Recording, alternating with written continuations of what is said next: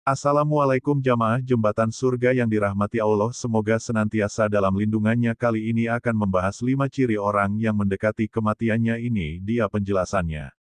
Wahai jiwa yang masih hidup dalam tubuh fana, dengarkanlah sabda ini, segala kehidupan berawal dengan tarikan napas pertama, dan segala kematian ditutup dengan hembusan terakhir. Maka, waspadalah terhadap perubahan pada hembusan yang engkau keluarkan, sebab disitulah rahasia ajal disembunyikan.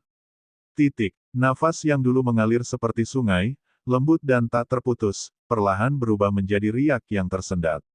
Ada bunyi seruling patah di dalam dada, ada dengus yang menyerupai bisikan gaib. Itulah tanda pertama, bahwa sang penjaga pintu telah mendekat dan meniupkan kabar kematian. Sering kali tubuh tak menyadari, namun jiwa merasakannya. Nafas menjadi pendek, berat, tersengal. Dada naik dengan jerih payah, turun dengan derita. Satu tarikan terasa panjang bagaikan perjalanan jauh, dan satu hembusan terasa singkat bagaikan ucapan perpisahan. Pada saat itu, orang-orang di sekeliling hanya melihat kelemahan raga. Mereka berkata, ia sakit, ia lemah, ia letih. Tetapi sesungguhnya, bukan sekadar sakit yang bekerja, itulah tanda bahwa dunia sedang melepas genggamannya atas sang jiwa. Lihatlah, betapa wajah berubah pucat saat udara enggan masuk dengan bebas.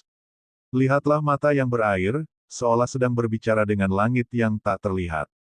Nafas menjadi doa yang tak terucap, menjadi tangisan yang tak bersuara. Tanda ini tidak datang tiba-tiba. Ia mendekat perlahan, bagai kabut di tepi hutan. Pertama hanya sesekali, lalu semakin sering, hingga akhirnya setiap helaan menjadi pertarungan.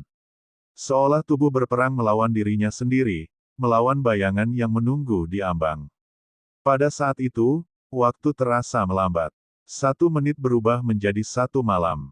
Bagi yang mengalami, setiap tarikan menjadi kesempatan, setiap hembusan menjadi ancaman. Nafas yang biasa engkau abaikan, kini menjadi pusaka terakhir yang kau genggam. Inilah peringatan dari langit, siapa yang mendapati nafasnya berubah demikian, hendaklah ia bersiap. Bukan bersiap dalam pakaian dunia, bukan bersiap dengan harta atau gelar, melainkan dengan hati yang jernih, doa yang ikhlas, dan jiwa yang ringan. Sebab tiada lagi waktu menunda. Maka ketahuilah, wahai jiwa yang masih mendengar, tanda pertama ini adalah lonceng yang berdentang jauh di menara gaib. Siapa yang mendengarnya, janganlah takut. Sebab ketakutan hanya milik yang lalai, sedang mereka yang mengingat tanda akan menyambut nafas terakhirnya seperti pertemuan lama dengan sahabat abadi. Setelah nafas menjadi berat, tanda berikutnya menyusul, cahaya mata perlahan meredup. Pandangan yang dahulu jernih bagai cermin bening, kini berkabut seperti kaca berembun.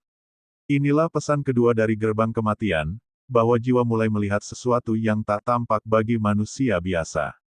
Mata yang lelah bukan semata tanda raga yang sakit, melainkan lentera yang minyaknya hampir habis. Cahaya itu surut sedikit demi sedikit, meninggalkan pandangan kosong, seolah menatap sesuatu di balik tirai. Sesuatu yang tak dapat disaksikan oleh mereka yang masih terikat dunia. Banyak yang menyangka redupnya mata adalah kelemahan tubuh, namun sesungguhnya itu adalah awal peralihan. Sebab mata manusia diciptakan untuk melihat bumi, namun menjelang ajal, ia mulai belajar melihat langit. Yang fana perlahan ditutup, yang abadi mulai disingkap. Perhatikanlah orang yang berada di ambang itu. Pandangannya sering tertuju ke satu titik kosong, seakan menatap jauh ke kejauhan. Ia seperti berbicara tanpa suara dengan sesuatu yang berdiri di hadapannya. Itulah rahasia, ia sedang menyaksikan utusan yang datang menjemput. Ada kalanya sorot mata berubah, dari tajam menjadi sayu. Dari penuh hidup menjadi teduh. Namun ada pula yang tiba-tiba bersinar terang sesaat sebelum redup. Seolah jiwa ingin menatap sekali lagi dunia ini, sebelum ia berpaling untuk selamanya. Bagi keluarga yang melihat, perubahan itu menimbulkan pilu. Mereka berkata, matanya kosong, ia tak mengenali kami. Tetapi sesungguhnya, bukan ia yang lupa, melainkan ia telah sibuk menatap arah lain. Ia sedang melihat apa yang tidak mampu ditanggung mata orang hidup. Inilah tanda yang sulit disembunyikan, ketika cahaya mata mulai redup, wajah pun tampak berubah. Ada garis asing yang lahir di antara keriput, ada kedamaian yang kadang muncul di tengah sakit. Jiwa yang hendak pulang seringkali meninggalkan jejak cahaya samar sebelum benar-benar pergi. Maka waspadalah, wahai jiwa yang masih bernafas. Bila engkau melihat pada orang yang sedang melemah, lalu matanya beralih dari dunia kepada sesuatu yang tak kasat mata, ketahuilah bahwa ia telah memandang gerbang yang engkau sendiri belum mampu lihat. Sesudah nafas menjadi tanda pertama, cahaya mata adalah tanda kedua. Bersama-sama keduanya mengabarkan bahwa perjalanan telah dimulai. Nafas memberitahu tubuh bahwa ia segera berhenti, sedangkan mata memberitahu jiwa bahwa ia segera berpindah. Dua tanda ini bagaikan dua genderang yang dipukul dari menara gaib, mengumandangkan berita perjalanan pulang telah dekat. Setelah nafas melemah dan cahaya mata meredup, tibalah tanda ketiga, tubuh mulai kehilangan hangatnya. Api kehidupan yang dahulu menyala di setiap urat perlahan menyusut, mundur dari tepi, meninggalkan beku di ujung-ujung tubuh. Perhatikanlah orang yang berada di ambang. Kaki dan tangannya dingin seperti batu sungai di tengah malam, namun dadanya masih hangat. Itu tanda api kehidupan telah berkumpul di pusat tubuh, bersiap meninggalkan wadahnya yang rapuh. Dingin ini bukan dingin biasa. Ia bukan sekadar darah yang lambat mengalir, melainkan pesan dari alam gaib, bersiaplah, sebab kendaraanmu akan segera ditinggalkan. Tubuh hanyalah rumah, dan rumah itu kini mulai kosong. Orang-orang yang mendekat mungkin merasakan perbedaan itu saat menggenggam tangannya. Mereka berkata, betapa dingin kulitnya. Namun tidak semua memahami bahwa dingin tersebut adalah salam dari bumi yang memanggil jasad untuk kembali dalam pelukan tanah. Semakin dekat saatnya, semakin luas dingin itu menjalar. Dari kaki naik ke lutut, dari tangan ke lengan, hingga akhirnya hanya tersisa hangat di dada. Saat pusat itu pun mendingin, maka roh telah siap benar-benar keluar. Tanda ini membuat banyak hati bergetar. Karena siapa yang pernah menyentuh dingin itu, tahu bahwa ia bukan sekadar gejala tubuh, melainkan tanda bahwa gerbang sudah lebih dekat dari sebelumnya. Dunia melepaskan genggamannya, dan tanah menyiapkan tempatnya. Maka renungkanlah, wahai jiwa yang masih hidup. Jika suatu saat kulitmu sendiri menjadi dingin, janganlah takut. Ingatlah bahwa dingin itu hanyalah selimut yang membungkus tubuhmu untuk perjalanan panjang. Sebab dingin di dunia hanyalah awal hangat atau panas yang akan kau rasakan di alam setelahnya. Setelah tubuh mulai dingin dan api kehidupan mundur ke pusat, tibalah tanda berikutnya, lidah menjadi berat, kata-kata tersendat, suara sulit terucap. Inilah pertanda bahwa dunia kata-kata sebentar lagi akan ditutup, dan jiwa hanya tinggal berbicara dengan diam. Dahulu lidah adalah kunci manusia, dengan kata ia mengikat janji, dengan kata ia menebar luka, dengan kata ia merayu dunia. Namun menjelang ajal, lidah lumpuh, tak lagi mampu menuturkan. Seakan alam berkata, cukup sudah, tak perlu lagi engkau menambah ucapan. Perhatikanlah mereka yang sudah berada di ambang. Bibirnya bergerak, namun tak terdengar jelas. Ada yang sekadar bergumam, ada yang berusaha memanggil nama, ada pula yang seperti mengucap doa yang tak selesai. Semua menjadi samar, seakan lidah terikat oleh tali gaib. Bagi keluarga yang mengelilinginya, hal ini sering menimbulkan tangis. Mereka berharap mendengar pesan terakhir, kata perpisahan, atau doa yang tersisa. Namun lidah yang berat membuat pesan itu terkubur di dalam dada, tak sempat terucap. Ada kalanya, suara yang keluar hanyalah erangan lemah, atau sekadar bisikan. Namun jangan salah, pada saat itu, bukan manusia yang mendengar, melainkan langit. Kata yang tak jelas di telinga manusia, jelas di hadapan Sang Pencipta. Inilah tanda bahwa jiwa sedang dipanggil untuk berhenti berbicara kepada dunia, dan mulai berbicara dengan keabadian. Lidah keluh adalah isyarat agar hati yang mengambil alih, sebab hanya hati yang mampu menjawab panggilan terakhir. Orang bijak berkata, ketika lidah menjadi berat, seluruh rahasia manusia ikut terkunci. Yang pernah ia rahasiakan tak lagi bisa dibela, yang pernah ia dustakan tak lagi bisa disembunyikan. Semua yang ia simpan di balik kata akan segera ditimbang tanpa suara. Maka, wahai jiwa yang masih diberi kelancaran lidah, gunakanlah ia sebelum berat menimpanya. Sebutlah namanya, ucapkan kebenaran, dan tinggalkan kebohongan. Sebab saat lidah sudah terikat, hanya amal yang berbicara menggantikanmu. Dengan demikian, tanda keempat ini melanjutkan yang sebelumnya, nafas yang melemah, mata yang redup, tubuh yang dingin, kini diiringi lidah yang terbungkam. Perlahan, seluruh pintu komunikasi dengan dunia ditutup, agar jiwa bersiap berbicara hanya kepada Sang Kekal. Setelah lidah menjadi berat dan kata-kata terputus, tibalah tanda kelima, ingatan mulai terurai, bagaikan benang tenunan yang longgar satu demi satu. Apa yang dahulu begitu jelas kini memudar, nama yang dekat terlupakan, waktu yang nyata menjadi kabur. Jiwa yang hampir berpulang seringkali tak lagi mengenali wajah-wajah yang ia cintai. Anak yang ia besarkan, pasangan yang mendampingi, saudara yang setia, semuanya terlihat asing. Bukan karena cinta pudar, melainkan karena pandangan jiwa telah diarahkan pada alam lain. Ingatan tentang dunia mulai hilang, karena dunia sebentar lagi tidak lagi menjadi tempat tinggalnya. Kenangan yang ia kumpulkan selama hidupnya, rumah, harta, dan kisah panjang, satu persatu ditarik dari pikirannya, agar ia berjalan ringan menuju gerbang keabadian. Ada saat di mana yang tertinggal hanya sekelebat memori. Ia mungkin menyebut nama yang sudah lama tiada, atau berbicara seolah sedang berada di masa kecil. Jiwa sedang mengulang jejak terakhir sebelum lembaran itu digulung selamanya. Bagi keluarga, tanda ini menyayat hati. Mereka menangis, berharap ia mengenali, berharap ia tersenyum pada wajah-wajah yang menanti. Namun jangan salah paham, lupa terhadap dunia bukan musibah, melainkan rahmat. Sebab jiwa dipisahkan agar tidak terikat, agar ia pergi dengan ringan. Pada saat itu, dunia seperti kabut di hadapan matanya. Yang jelas hanyalah suara-suara panggilan dari arah yang tak terlihat. Ingatan dunia terurai, diganti dengan bisikan gaib yang menuntun jiwa ke arah cahaya atau kegelapan, sesuai dengan amal yang pernah ia bawa. Inilah saat di mana yang benar-benar penting bukan lagi manusia di sekelilingnya, melainkan hubungan yang ia miliki dengan Yang Maha Kekal. Ia tak lagi sibuk mengingat nama, karena hanya satu nama yang akan menemaninya dalam kegelapan liang.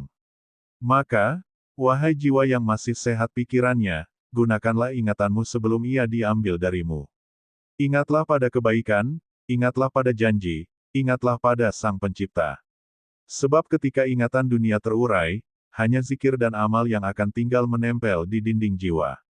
Dengan ini, tanda kelima menutup babak baru, setelah nafas tersengal, mata meredup, tubuh membeku, lidah terbungkam, kini ingatan pun pudar. Selangkah demi selangkah, dunia melepaskan genggamannya, meninggalkan jiwa sendirian, bersiap melangkah menuju panggilan terakhir. Setelah ingatan terurai dan dunia tidak lagi melekat, tibalah tanda keenam, tubuh mulai memancarkan aroma yang asing. Bau itu bukan sekadar peluh atau penyakit, melainkan wangi peralihan, campuran tanah basah, besi, dan sepi. Inilah pertanda bahwa jasad telah bersiap kembali pada asalnya. Siapa yang peka akan mencium perubahan itu? Ada kelembapan yang berbeda di udara, seolah angin malam membawa kabar dari liang kubur.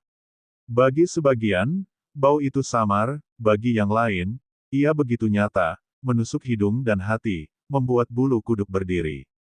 Bukan tanpa makna aroma itu hadir. Ia adalah salam dari bumi, suara senyap yang berkata, "Aku menunggumu." Tubuh yang selama ini dihidupi jiwa kini dipanggil oleh tanah, agar debu kembali menjadi debu, dan daging kembali menjadi tanah liat. Kadang bau itu membuat orang-orang di sekeliling resah. Mereka bertanya-tanya, mengapa kamar berbau aneh? Mengapa udara terasa berat? Namun tak banyak yang mengerti, bau itu bukan berasal dari dunia, melainkan dari pintu akhirat yang mulai terbuka. Bagi jiwa yang sedang menghadapi saat itu, bau bukan lagi sekadar bau. Ia adalah tanda panggilan, pengingat bahwa tubuh hanyalah titipan yang sebentar lagi harus dikembalikan. Jiwa mulai menjauh dari daging, dan daging mulai menyiapkan dirinya untuk dimakan waktu. Ada pula yang merasakan aroma manis, seolah bunga liar bermekaran di tengah malam. Itu pertanda jiwa yang bersih, yang pulang dengan tenang. Namun ada juga yang tercium anyir dan getir, pertanda beban dosa yang menjerat tubuh hingga ia berbau sebelum terkubur. Inilah tanda yang paling sulit disembunyikan, sebab ia tidak membutuhkan kata atau isyarat.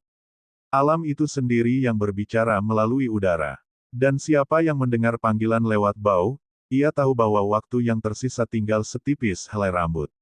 Maka, wahai jiwa yang masih wangi oleh kehidupan, jangan tunggu tubuhmu sendiri mengeluarkan bau perpisahan. Bersihkanlah dirimu dengan amal, sucikan dengan taubat, harumkan dengan doa. Sebab yang wangi di dunia belum tentu wangi di hadapan keabadian. Dengan ini, tanda keenam menegaskan perjalanan, nafas tersengal, mata redup, tubuh dingin, lidah keluh, ingatan pudar, kini aroma kematian pun tersingkap. Alam sudah semakin dekat, dan bumi semakin jelas memanggil nama jiwa yang bersiap menuju pulang. Setelah bau perpisahan tercium, tibalah tanda ketujuh, wajah mulai berubah. Warna kulit yang dahulu segar perlahan pudar, pucat, kekuningan, atau kelabu. Seolah ada kuasa tak terlihat yang sedang melukis ulang wajah itu untuk terakhir kalinya. Pada saat itu, pipi menjadi cekung, bibir mengering, mata tampak dalam. Wajah yang dulu penuh canda dan tawa kini menjadi tenang, dingin, dan asing. Ia bukan lagi wajah seorang penghuni dunia, melainkan wajah seorang musafir yang bersiap menyeberang ke negeri lain. Ada perubahan yang membuat orang-orang terdekat merintih. Mengapa wajahnya berbeda? Tanya mereka. Padahal yang mereka lihat hanyalah bayangan jiwa yang perlahan meninggalkan raga, meninggalkan jejak samar yang tak bisa disembunyikan oleh kulit dan daging. Kadang wajah itu tampak damai, seakan tersenyum dalam diam. Ada jiwa yang mendapat cahaya sehingga gurat ketenangan terpancar, membuat yang hidup merasakan sejuk walau duka menyelimuti. Namun ada pula wajah yang menegang, penuh ketakutan, seakan jiwa melihat kegelapan yang menunggunya. Inilah wajah terakhir seorang manusia, bukan wajah yang dihias perias, bukan wajah yang ditutupi pakaian dunia, melainkan wajah yang jujur. Ia menunjukkan apa yang disembunyikan sepanjang hidup, ketenangan bagi yang beramal, kegelisahan bagi yang lalai. Perubahan wajah ini sering menjadi pertanda bagi yang ditinggalkan. Mereka yang berakal akan berkata, "Lihatlah, kemana ia akan pergi telah tergambar di wajahnya." Karena wajah adalah cermin jiwa, dan jiwa tak mampu berbohong di saat perpisahan. Pada momen ini, dunia terasa benar-benar melepaskan genggamannya. Bukan hanya tubuh yang dingin, bukan hanya bau yang tercium, tetapi wajah yang pernah menjadi pintu kepribadian kini menjadi tanda paling nyata bahwa perjalanan pulang sudah dekat. Maka, wahai jiwa yang masih memiliki wajah bercahaya, janganlah sia-siakan waktu. Biarlah guratmu kelak menjadi gurat damai, bukan gurat cemas.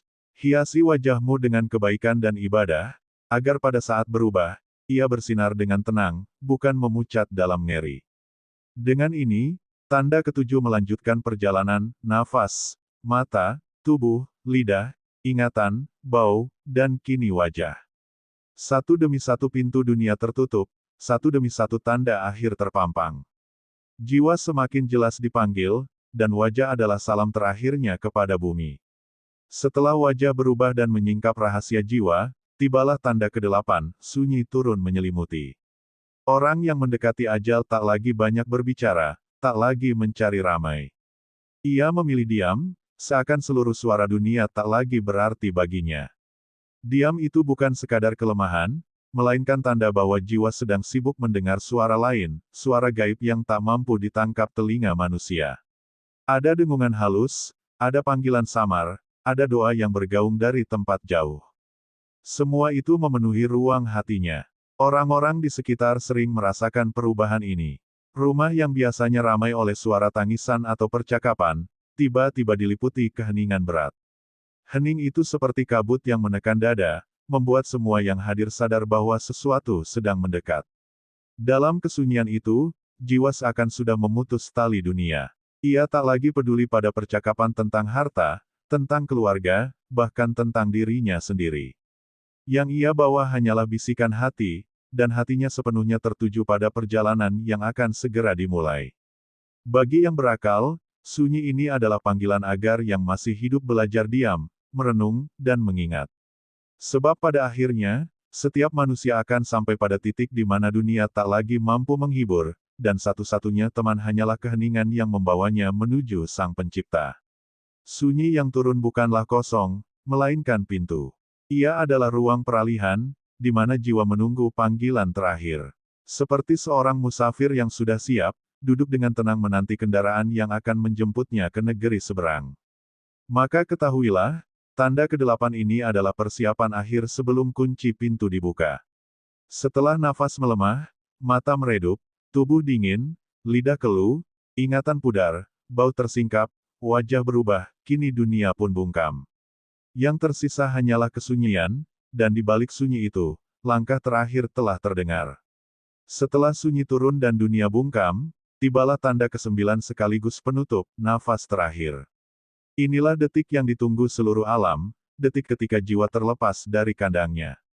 Nafas yang sejak lahir menjadi saksi kehidupan, kini menjadi kunci perpisahan. Pada saat itu, dada naik perlahan, seolah mengumpulkan seluruh sisa tenaga. Lalu turun sekali lagi, berat, panjang, dan hening. Kadang terdengar seperti desahan, kadang seperti erangan, namun sesungguhnya itulah salam perpisahan dari roh kepada dunia.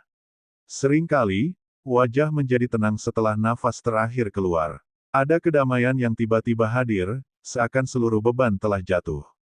Tubuh terbaring tanpa gerak, namun jiwa telah berlari, menyeberangi batas yang tak bisa dicapai langkah manusia. Bagi yang menyaksikan, momen ini selalu mengguncang. Ruangan terasa berbeda, udara berubah, waktu seolah berhenti.